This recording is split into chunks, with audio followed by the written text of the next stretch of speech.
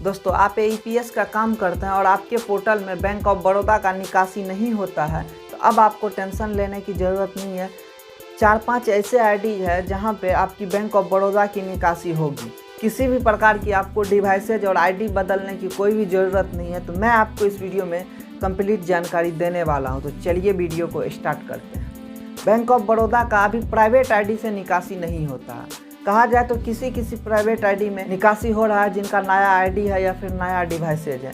लेकिन आपके सेंटर पे अगर ज़्यादा मात्रा में बैंक ऑफ बड़ौदा का कस्टमर आता है तो अभी आपका बिजनेस बंद पड़ा होगा। तो अब आपको टेंशन लेने की ज़रूरत नहीं है। आपको प्राइवेट आईडी से थोड़ा बैंक वाले आईडी में शिफ्ट होना पड़ेगा और तभी आप बैंक ऑफ बड़ौदा का एईपीएस का सर्विस अपने कस्टमर को देंगे। तो पहले नंबर पे मैं बता दूं कि अगर आप इंडिया पोस्ट पेमेंट बैंक का सीएसपी लिए हुए हैं तो आपकी 100% बैंक ऑफ बड़ौदा की एईपीएस होगी, जो कि अभी तक हमारे बहुत सारे ऐसे रिटेलर हैं जो कि लिए हुए हैं और उनके पास बैंक ऑफ बड़ौदा का अधिक मात्रा में ट्रांजैक्शन हो रहा था।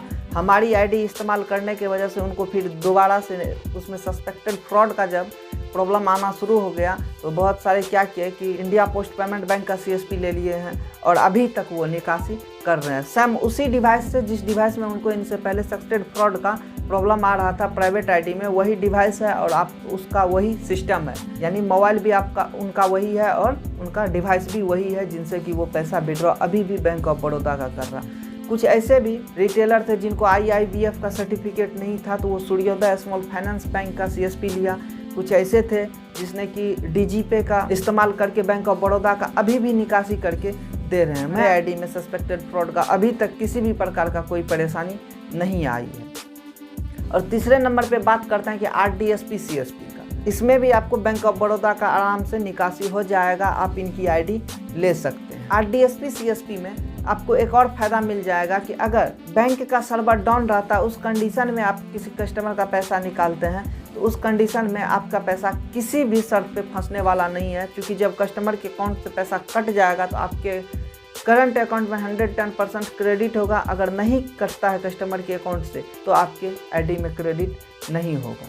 तो आपका एक प्लस पॉइंट ये भी है। बहुत सारे लोगों का ये भी कहना कि अगर हम बैंकिंग आईडी इस्तेमाल करेंगे ही तो फिनो पेमेंट्स बैंक का कर लेते हैं, उसमें भी तो निकासी होगी। तो देखिए, फिनो पेमेंट्स बैंक में क्या होता है कि कभी एईपीएस हो पाता है बैंक ऑफ बड़ौदा का और कभी एईपीएस नहीं हो पाता। पेमेंट्स बैंक का लेते हैं तो वो सोच के लीजिए कि अगर आपकी निकासी नहीं हुई तो आपका पैसा बर्बाद हो जाएगा, थोड़ा सा समय और थोड़ा सा मेहनत लगेगा। तो आप या तो सूर्योदय स्मॉल फाइनेंस बैंक का सीएसपी ले सकते हैं या फिर आरडीएसपी सीएसपी ले सकते हैं या फिर इंडिया पोस्ट पेमेंट्स बैंक का सीएसपी ले सकते हैं। इंडिया पोस्ट पेमेंट्स बैंक में आपको अकाउंट ओपनिंग की सर्विसेज नहीं मिलेगी, ना ही कोई आधार का काम मिलेगा। केवल आप उसमें एईपीएस, डीएमटी और एमएटीएम से पैसा विड्रॉ का सर्विस दे पाएंगे।